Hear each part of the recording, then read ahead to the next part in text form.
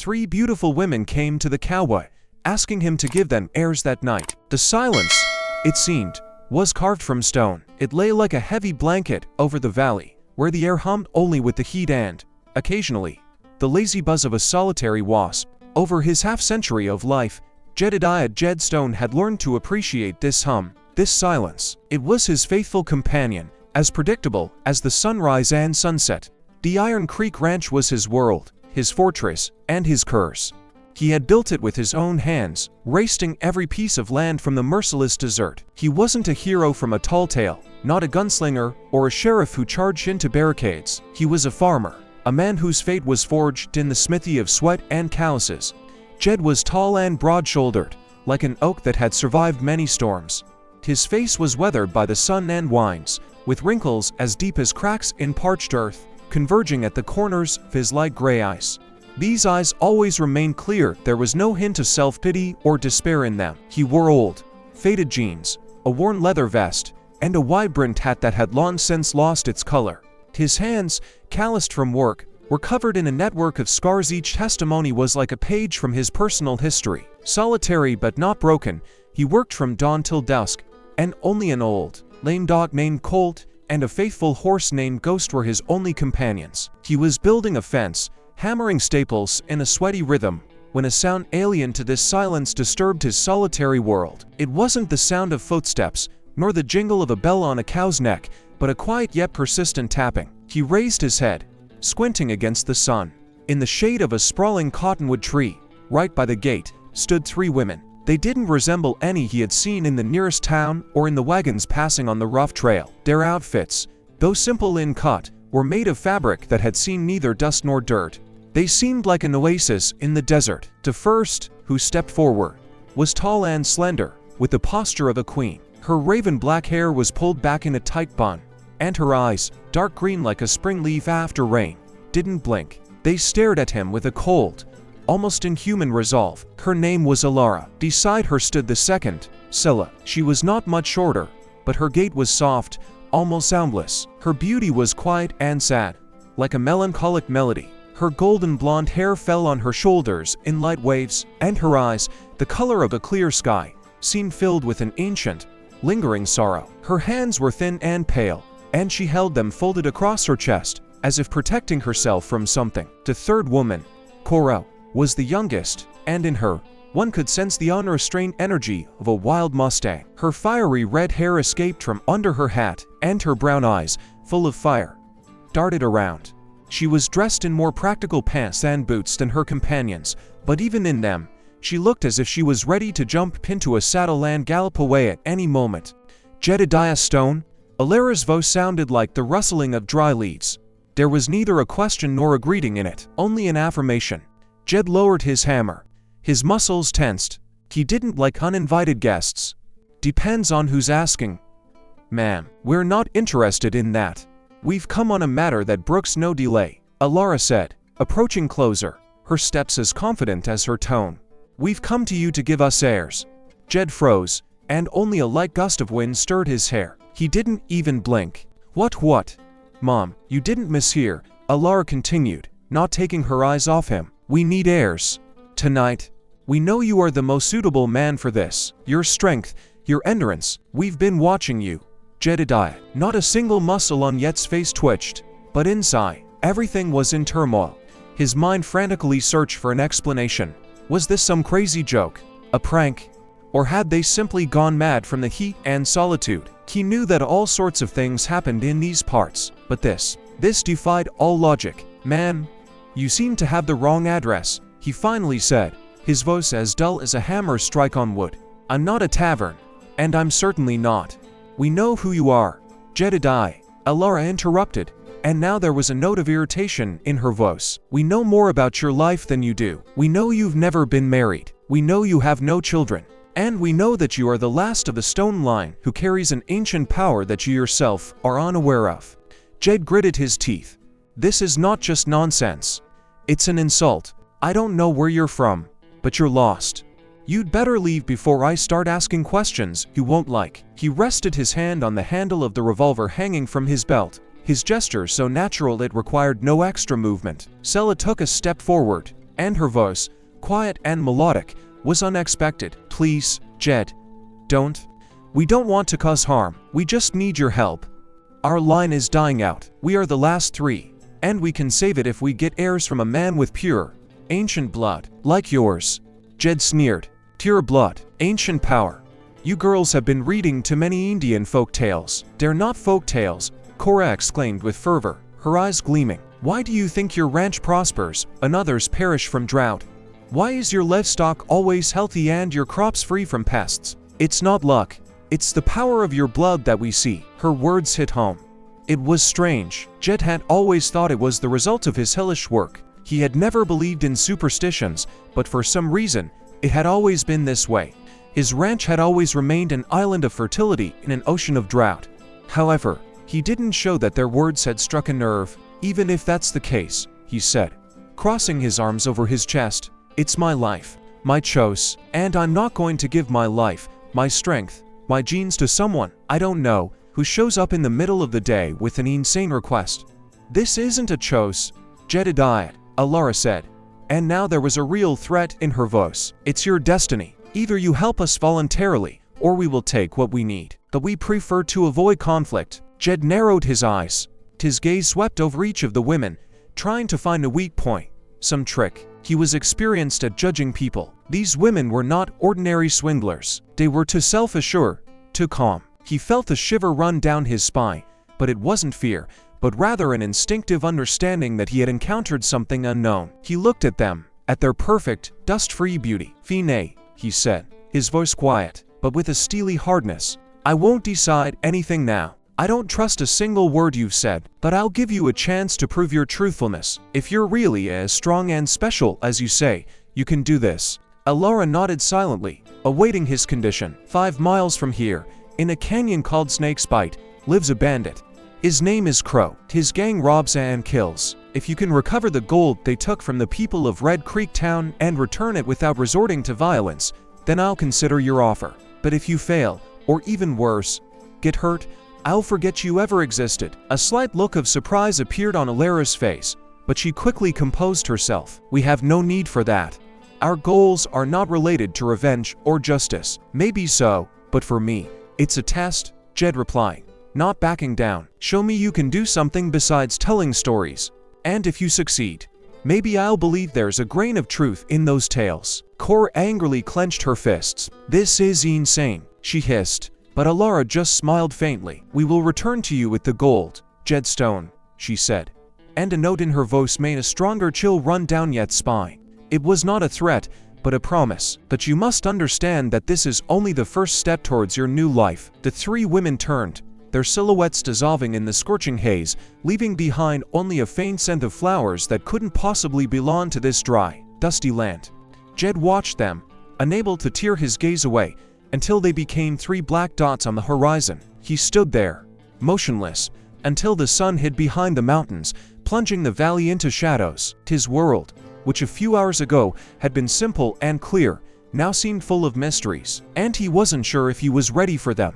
The sunset, which used to be a symbol of a completed day and well-earned rest for Jed Stone, now seemed like an ominous premonition. He couldn't sleep. All night, he was tormented by the same question. Who were these women? What were they? Their words, their confidence, their untouched beauty in a world where everything from the grass to the man was covered in a layer of dust, seemed like fragments of an alien, unreal world, fallen right in the middle of his orderly life. He tossed and turned in his bed, the creaking of which echoed in the empty house, and then, unable to bear it, he got up. Ghost, his horse, sensed his master's unrest in the stable. Jed put on his coat, not lighting a candle. In the darkness, he moved with the same confidence as in the light of day. Habit. But this habit, this feeling of complete control over his world, now seemed like a lie. For the first time in many years, he felt not like a master, but a hostage to his own curiosity and pride. He wanted to give them an impossible task so they would leave forever. But what if they completed it? At dawn, when the first rays of the sun had not yet touched the bottom of the canyon, Jed was already in the saddle. Colt, his old dog, trotted behind him, but Jed ordered him to stay. This was not a hunt, not work on the ranch. He himself did not understand what he was looking for. Perhaps he wanted to see them lying somewhere in the dust to prove to himself that they were just human. He knew that Snake Canyon was not a place where an ordinary girl could wander. This place was a den for the most notorious scoundrels, a place from which even those who were armed to the teeth did not return. Meanwhile, in the heart of Snake Canyon, under the scorching sun, lay Crow's gang. They were an ugly stain on the face of the desert. Their camp consisted of dirty tents and smoking campfires, and the air was saturated with the smell of cheap whiskey and unwashed blood. Crow himself, a huge, unshaven man with cruel eyes and a knife in a sheath that constantly hung from his belt, sat sprawled in the shade of a rock. He and his men were dividing the loot from the last raid, 3 bags of gold coins that they had taken from a passing wagon. Suddenly, the air seemed to thicken. The sound that should have been heard did not materialize. The women did not walk. They simply appeared. One stood on the top of a cliff, another on the edge of a precipice, and the third right behind Crow, within arm's reach. They were as quiet as the shadow itself. The bandits, engrossed in their division, didn't even notice them. Alara, standing above the camp, raised her hand. It seemed she was just pointing at the bags of gold. Her lips barely moved, uttering words no one could hear. And at that moment, something changed. The air stilled. Birds that were circling in the sky suddenly fell to the ground like stones. And the bandits, their eyes widened in horror. They saw nothing, but they felt. They felt a presence that was too great, too ancient for their understanding. Images that drove them mad arose in their minds, visions of what could not be. Men who were laughing and drinking just a second ago now jumped up, clutching their heads, screaming in terror. They thrashed about like wild animals in a cage, their faces contorted with unspeakable fear. Crow, the strongest and most cruel of them, tried to get his knife. His hand trembled, and it seemed to him that the blade was covered with thousands of spiders. He screamed, his voice breaking, and he threw his weapon, shouting curses that were filled with genuine terror. Sela, who stood on the edge of the precipice, simply watched, and her pale face expressed nothing but deep, poignant sorrow. And Cora, who stood closest to the camp, moved so fast that the eye couldn't follow. She didn't run. She glided like a ghost. She picked up the bags of gold, and none of the bandits even tried to stop her. They were too busy with their nightmare, which was unfolding in their own heads. This was not violence. This was something far more frightening. This was devastation. When she had gathered all 3 bags, Alara lowered her hand. The nightmare immediately ceased, and the bandits, gasping from fear, collapsed to the ground. There was no more cruelty in their eyes, only primal terror. They lay like beaten dogs, their hands involuntarily reaching for their eyes to shield themselves from what they had just experienced. The women disappeared as silently as they had appeared, leaving behind only the scent of lavender, which seemed monstrously out of place on this land. Jed approached the canyon. His horse Ghost was careful, stepping on the rocky trail. He kept his colt at the ready, expecting an ambush. However, when he reached the camp, he froze in the saddle. The scene that met his eyes was ridiculous and monstrous at the same time. The camp was ransacked. Things, dishes, and even weapons were scattered everywhere, but there was not a single corpse, not a single drop of blood. The bandits, who were once the pride and terror of this valley, lay on the ground, their bodies twisted into impossible poses, and their eyes, full of white fear, stared into emptiness.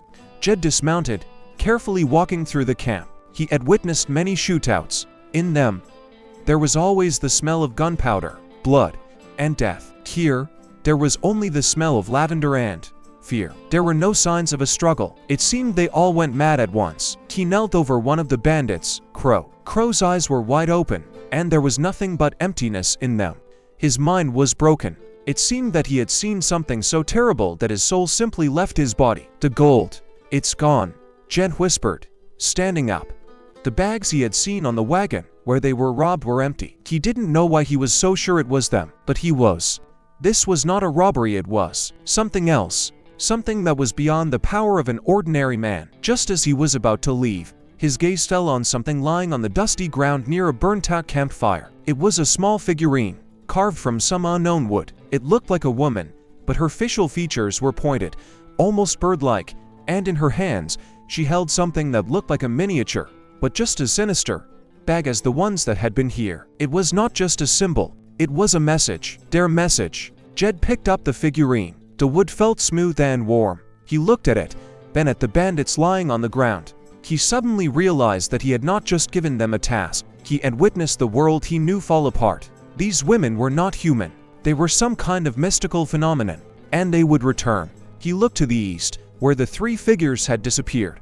And for the first time in his life, Jedediah Stone felt not just unease. He felt a very real, icy terror. His world, his fortress, his reality, all of it turned out to be an illusion. And now he was just a speck of dust in a strange game he didn't understand. Jedediah Stone returned to the ranch with the sunrise, but the sun brought him no warmth. His peace, his world, unshakable as a rock, was torn to shreds. He no longer felt fear. Instead, a cold, burning anger blazed in his chest. The anger of a man who had been robbed of something more than just property. His reality had been taken from him. He entered the house without taking off his boots and, without lighting a lamp, went to his safe. His hands moved with confidence and speed. He took out his Winchester and began to clean it, even though it was perfectly clean. The sound of the ramrod being pulled out of the barrel, the click of the bolt, each sound was like a mantra for him. He didn't want to shoot them. He wanted to show them that he was not a pawn in their strange game. He was a man. And a man has anger. A man has gunpowder. And a man doesn't give up just like that. He sat by the fireplace, watching the slowly fading embers, and waited. He knew they would come. They were too confident, too powerful to leave things as they were. And they didn't make him wait. They appeared as silently as the first time. But this time, Jed was ready. He didn't jump up or grab his weapon. He just raised his head. "You've returned." His voice was even, with neither fear nor surprise. Only steel. Alara, as before, was in front. She placed two bags full of gold on the floor. The bags fell with a heavy clang that was a loud echo in the silence of the room. "We fulfilled your condition," she said. "The gold is here. No one was harmed. No one was harmed." Jed exploded, standing up abruptly. Anger burst out like a flame from underground. "You broke them. Their minds. You turned living people into empty shells. This is not death. It's worse." He pointed at the bags. "Take your cursed gold. I don't need alms from whatever you are. I set a condition for you that a human should have fulfilled. But you did something that no human on this earth can do. It's not fair. It's not a game." His gaze darted from one woman to another. "I don't know where you're from." His voice lowered to an ominous whisper. "And I don't want to know. But my answer is no. I won't be your vessel. I won't participate in your madness. I don't belong to you. I am a man, and I have my own will." Alara's words, in response, were cold as ice in the desert. "You are mistaken, Jedediah. We did nothing unfair. You said without violence. We did not shed a single drop of blood. We did not break a single bone. We showed them what true horror is, but they chose this path themselves." She pointed with her hand at his rifle. "You would have simply killed them. You chose violence. We chose another path."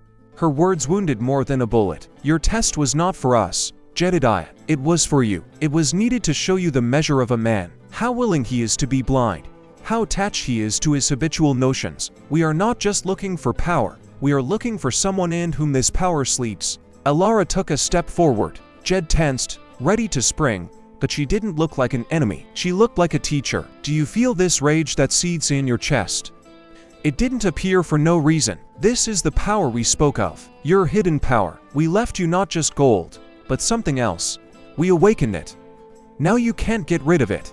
It's a part of you, and it calls to us. It calls to its kind." Jed couldn't believe his ears. He looked at his hand, and then at the Winchester he was gripping so tightly that his knuckles were white. This is impossible," he whispered. "Our world and your world were separated by a wall," Scylla said, her voice soft but with a hint of steel. "We made a breach. Now you can see what was previously hidden. You can feel our power. And, perhaps, you can learn to use it." Jed looked at them. His anger hadn't gone away, but now new, chilling fear was mixed with it. He was not just a witness. He was part of something that was older than the mountains and wider than the sky. His will, his anger, his desire for freedom, all of it was just a naive protest against the inevitable. He was tied to them, to their world. And now he was part of this horror. He lowered the Winchester. There was no point anymore. The isolated world he had so carefully built was destroyed. He stood in the middle of his room, his fortress, and felt the ground giving way beneath his feet. After they left, The silence in Yet's house became palpable. It was not soothing, as it had been before. It was a heavy, dead silence, filled with the ghosts of their words. Jed sat in his old armchair, his Winchester on his lap, and stared out the window. Beyond it stretched the same land, the same sky as yesterday. But something had changed. The world was no longer simple. He felt it. The feeling was akin to a cold, eerie wind that seeps under clothing and gets right under the skin. It wasn't pain. It was a presence, as if a fire had been lit inside him, which was not his, but someone else's. He felt the power Alara had spoken of slowly stretching its shoulders within him. It was like a dormant beast that had now woken up. Jed felt it. It was in his blood, in his bones, in every beat of his heart. He got up and went to the kitchen. He needed a routine, something simple and understandable. He wanted to pour himself some coffee to distract himself, to feel like his old self for just a moment. He picked up the tin mug, and at that moment, his hand trembled. Not from nerves, the mug froze in the air, as if someone invisible had grabbed it. In horror, Jed let go, and it fell to the floor with a clang, splashing cold water on his boots. "No," Keith whispered. He looked at his hands. They were the same as always, covered in calluses, with rough, strong fingers. But now they felt alien. He tried to repeat it, to concentrate, but nothing worked. He didn't know how it worked, and that made it even more terrifying. It was uncontrollable, spontaneous. The next few days became a torment for him. He tried to return to his old life, but every step was like walking on thin ice. He wanted to fix the fence, but nearly broke his arm when the hammer seemed to weigh a ton. He tried to milk a cow, but it looked at him with eyes full of animal terror. He felt that the animals sensed this new nature in him, and they were afraid of it. His dog, Colt, who had been with him his whole life, now gave him a wide berth. He whimpered, looking at him with pleading eyes, as if saying, "Who are you? Come back." His fear grew with every passing minute. He was afraid not only of what he could do, but of what he had already done. He was afraid that they had forced him to become part of their game. He was afraid that if he didn't learn to control it, he would break not only things, but people. Night. Jed sat by the fireplace. He didn't light any candles. He was alone in the darkness, and this solitude was unbearable. He felt the power inside him building. It was like a raging river that threatens to break a dam. He couldn't sleep. He was afraid to close his eyes because he was afraid that in the darkness, his power would get out of control. And then he understood. This wasn't just power. It was a part of them, a part of their world. It was in him, like a seed they had planted, and now it was sprouting. He couldn't fight it, because it was like fighting his own heart. He couldn't run away. Wherever he went, he would carry this with him. At dawn, he made a decision, a heavy, inevitable decision. He couldn't stay here, on his ranch.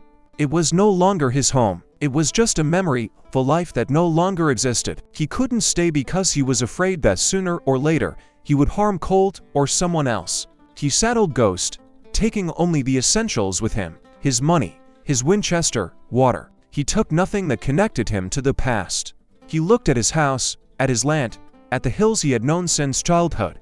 There was neither sadness nor regret in his eyes. There was only icy terror and the realization that his path lay where he never wanted to be. He had to find them. He had to understand what they had done. He had to learn to control this power. Not for them, for himself. He turned Ghost around and rode east, to where they had come from. He didn't know exactly where he was going, but he knew that the unknown awaited him, which was far more terrifying than any shootout. The journey east was long and agonizing. Jed rode not by maps, but by a feeling that guided him. He felt their presence as if they were a lighthouse and he was a ship past ashore. The power within him grew. Sometimes it manifested on its own. The water in his flask would begin to glow, or stones on his path would split for no reason. He learned not to fear this, but simply to observe, as one observes a natural force. His fear turned into a cold, pragmatic realization. He was no longer a human in the former sense. He was something new. He was a mediator. After several days of travel, he found them. It was not in a town or on a solitary ranch. It was in a hidden, overgrown valley, where among ordinary rocks and trees, the outlines of something that could not be part of this world were visible. It was not a building, but rather an outcropping, a crystal formation that seemed to have grown directly from the earth. It looked like a giant piece of quartz that pulsed with a soft, internal light. The women were waiting for him. They stood at the entrance to the formation, their figures appearing even more ethereal against the backdrop of this marvel. There were no words of greeting. There was no surprise. Only recognition. In their eyes, Jed saw not just anticipation, but a deep, ancient sorrow. Jed dismounted, leaving Ghost, who, to his surprise, stood calmly next to this impossible structure. He walked up to them. He no longer felt anger or fear, only the weight of his new reality. "I'm here." His voice was hoarse. "You broke my world. I need to understand why." Alara took a step forward, and her voice was like a whisper of the wind. "The world you knew is just a thin shell, Jedediah. You always felt it. It's the instinct of survival. You are the one who not only adapts, but absorbs the power of the earth. It's simple, cruel truth. This is what we need."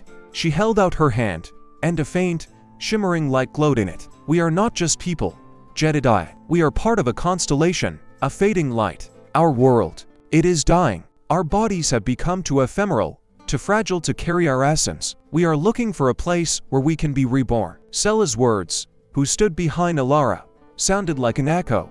"We were looking for a person whose blood would be pure, whose power would not be magical, but earthly. A power that comes from simple work, from survival, from a connection with the land. You are the last of your line who possesses such power." "You're not asking me to be a father," Jed said. And there was not a single reproach in his voice. Only a statement of fact. "You're asking me to be a foundation, my blood, my strength, my humanity. That's all you need for a new beginning." "Your blood is an anchor," Cora replied, her eyes full of eternity. "Your blood can tie our essence to this world. Your children will carry our essence, but they will also have your power. The power that will allow us not to dissolve, not to disappear into oblivion. You will give us not only life, but form." Jed looked at them, and then at the huge glowing crystal behind them. His whole life, his entire struggle for order, for simplicity, for control, all of it was just preparation for this moment. He was like a plant that had grown its whole life to produce one single fruit. Alara held out her hand to him, and the light in it became brighter. "Now you know the truth, Jedediah. You can leave. You can try to return to your old world, but you know it no longer exists. The power we awaken will always be with you. It will torment you, it will grow, and you will not be able to control it. You will be lonely, broken, and lost. But you will be free." Jed looked at his hand, and then at her glowing palm. He was a pragmatist. He always chose the only logical path, and in this, the most illogical situation in his life, there was only one path. He could not return to his former life. It was destroyed. He could not live as an outcast, forever fearing his own power. Slowly, with a certainty that came from the very heart of his acceptance, he raised his hand and placed it in hers. "I accept," he said. "I accept my new destiny. I am Jedediah Stone, and I will be your anchor." The light consumed him. It was not painful. It was like coming home, not to the one he knew, but to the one that had always been waiting for him. He was no longer a cowboy. He was something greater. He was the last cowboy to become the first man of a new world. His old life had ended, but ahead was another, stranger one, filled with light and shadow, and now he was ready for it.